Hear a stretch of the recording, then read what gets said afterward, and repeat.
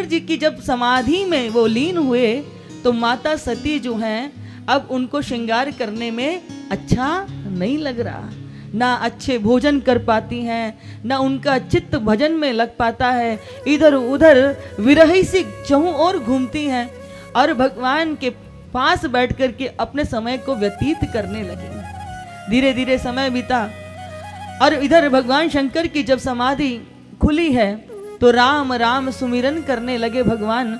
तो उनकी वाणी को सुनकर के माता सती जो हैं भगवान के चरणों में आकर के बैठ गईं।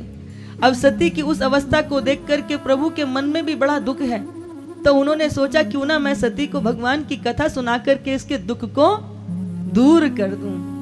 और तब भगवान शंकर माता सती को प्रभु राम की कथा श्रवण कराने लगे हैं।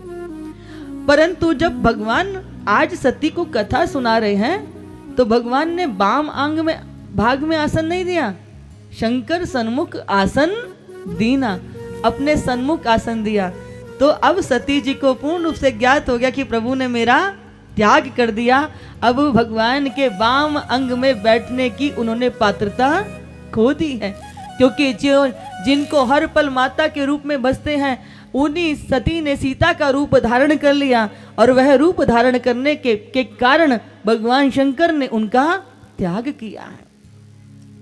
इधर बड़े प्रेम से प्रभु सती जी को कथा सुना रहे थे, तभी यहाँ एक घटना घटित होती है कि जो दक्ष हैं इनके पिता, वे बहुत सुंदर एक बृहस्पति शुभ नाम का विराट यज्ञ करते हैं और उस यज्ञ में भाग लेने के लिए यक्ष किन्नर गंधर्व दूर दूर से सभी लोग बड़े बड़े सुंदर सुंदर वस्त्र आभूषण धारण करके बड़े बड़े सुंदर से रथों में बैठ करके जाने लगे हैं।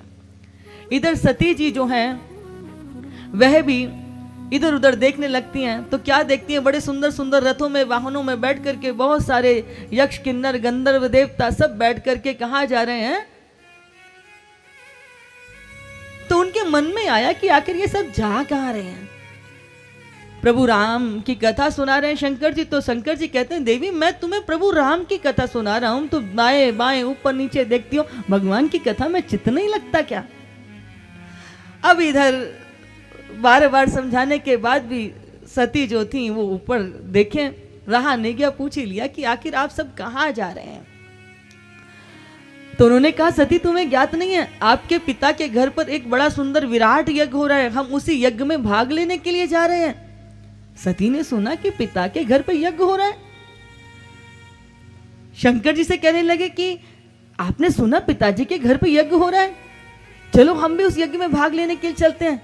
शंकर जी ने कहा कि जो बिनु बोले चाहे भवानी, रह न सील स्नेह न आनी। अब उन्होंने कहा कि यदि तुम बिना बुलाए जाओगी तो ये उचित नहीं होगा। सती बोले कि प्रभु जरूर हमारे पिताजी ने पत्र भेजा होगा, मौसम थोड़ा अटपटा होगा, डाकिया पत्र लेकर नहीं आ पाया होगा, आप तो चलिए ना। शंकर जी बोले देवी तुम्हारे पिता ने निमंत्रण नहीं दिया इसलिए वहां जाना नहीं चाहिए। परंतु माता सती कहती हैं अनाहुता अप्यभियंती भर्तुर गुरु देहश्च केतनम, यदि पिता के घर, गुरु के घर, पति के घर से बुलावा ना भी आए तो भी आप जा सकते हैं। यहाँ से आपको निमंत्रण की कोई आकांक्षा नहीं रखनी चाहिए, क्योंकि गुरु के घर से बुलावा आएगा तभी जाएंगे, तो इसमें तो हमारा ही नुकसान होगा, क्योंकि हम उनकी कृपा और उनके दर्शन से वंचित रह जाएंगे। बोले गुरु के घर, पति के घर, पिता के घर बिना बुलावे के भी जाया जा सकता है।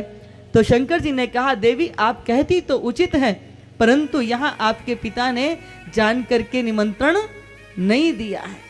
सती बोले कि आप ऐसा कैसे कह सकते हैं। बोले हाँ, तब आज शंकर जी इतने वर्ष पहले की वह घटना सती को बता रहे हैं।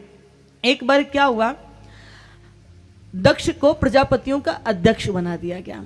अब जब दक्ष को प्रजापतियों का अध्यक्ष बनाया तो अब आप देखो कि किसी को भी छोटा मोटा पद प्राप्त हो जाता है ना बंधुओं, उसको हवा लगी जाती है। नहीं कोई अस जग जन्मा माही, प्रभुता पाई जहां मग नाई। जहां प्रभुता पाकर के व्यक्ति के को अहंकार ना हो ऐसा तो संभव ही नहीं है। छोटा मोटा पद, घर में से कोई कांस्टेबल भी बन जाए ना तो घर का वह मुखिया कांस्टेबल बाद में बनता, पूरा घर थानेदार पहले बन जाता है। छोटी मोटी पार्टी का कोई अध्यक्ष बन जाए, फिर देखो आप, पद मिल जाए, प्रतिष्ठा मिल जाए थोड़ा सा भी, उसके बाद अहंकार हमारे 7वें आसमान पर सवार हो जाता है। और यहाँ दक्ष को, जिसको पहले से अहंकार था, उसको प्रजापतियों का अध्यक्ष बना दिया गया। जैसी अध्यक्ष बनाया, सारे देवी देवता उठ करके उनकी जय जयकार करने लगे। दक्ष भी बड़ा प्रसन्न है, अब और अहंकार से अहंकारित हो रहा है। और अहंकार इतना सर पर चढ़ा कि वह सबसे पहले क्या देख रहा है कि सब मुझे प्रणाम कर रहे हैं, लेकिन कौन है जो मुझे प्रणाम नहीं कर रहा। इस बात पर दृष्टि नहीं कि सब जय जयकार कर रहे हैं। अहंकारी व्यक्ति यही देखता है कि मेरी इस प्रसिद्धि से, मेरी इस प्राप्ति से किसको प्रसन्नता नहीं हो रही है। जब इधर उधर देखा तो क्या देखते हैं कि उनके जमाता भगवान शिव शंकर जो है अपने आसन पर बैठे हुए हैं। उन्होंने उठ करके प्रणाम भी नहीं किया। अब तो दक्ष के अहंकार को चोट लगी, अपने स्थान से खड़ा हो गया, अनेक प्रकार के अपशब्द भगवान भोलेनाथ को कहने लगा। होगा तू शिव नामधारी, पर तू है अशिव रूपधारी, अघोरी कपाली कहीं का, शमशान में रमण करने वाले, भूत प्रेतों का के साथ में रहने वाले। ब्रह्मा जी के कहने पर मैंने अपनी पुत्री का विवाह तेरे साथ कर दिया था, और मेरा जमाता होकर के तू मेरे सम्मान में खड़ा नहीं होता। अनेक प्रकार के जब अपशब्द कहे तो भगवान शंकर तो है हमारे भोलेनाथ, हाँ, इसीलिए सारी दुनिया उनको भोलेनाथ कहती है। उन्होंने कुछ नहीं कहा, परंतु उनके गणों से रहा नहीं गया। बोले कि तुम हमारे प्रभु को अनेक प्रकार के अपशब्द कहते हो, जिस मुख से तुमने शंकर जी की निंदा करी वही मुख तुम्हारा बकरे का हो जाए। देखो बंधुओं, शंकर जी चाहते एक पल में भस्म कर देते, लेकिन इतना सब कुछ दक्ष ने कहा तब भी भगवान ने कुछ नहीं कहा, कुछ नहीं कहा उनसे। अब इधर शंकर जी ने सोचा इस स्थान का त्याग कर देना ही उचित है। भगवान ने मन ही मन प्रणाम कर दिया था, उस समय शांत अवस्था में बैठे हुए थे। इधर भगवान चले आए। अब दक्ष के मन में उसी बात की प्रतिशोध लेने की भावना थी, और प्रतिशोध कैसे लें, तो इन्होंने क्या किया है, ये विराट यज्ञ करवाया है। अब इस यज्ञ में सबको निमंत्रण दिया, सबका स्थान सुनिश्चित किया। यक्ष, किन्नर, गंधर्व, देवी देवता, नदियां, पर्वत, सबको स्थान दिया, परंतु शंकर को नहीं बुलाया, क्योंकि उनके तो अपमान करने के लिए ही यज्ञ हो रहा था।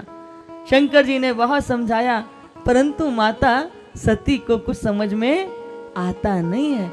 और शंकर जी के समझाने के बाद भी जब सती नहीं मानी, तो फिर भगवान ने भी कह दिया कि ठीक है, अब जो होना है सो होने दो।